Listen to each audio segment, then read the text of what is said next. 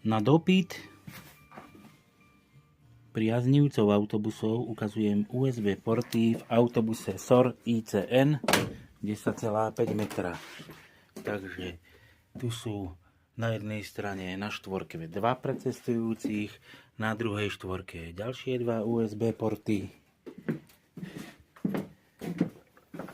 Teraz sa nachádzame na prvej platforme, tu sú USB porty. Tu tiež sú USB porty na ďalšej platforme. A vzadu, kde sedia mladí, tak USB port máme tu, priatelia. A to je asi tak všetko. Majte sa pekne.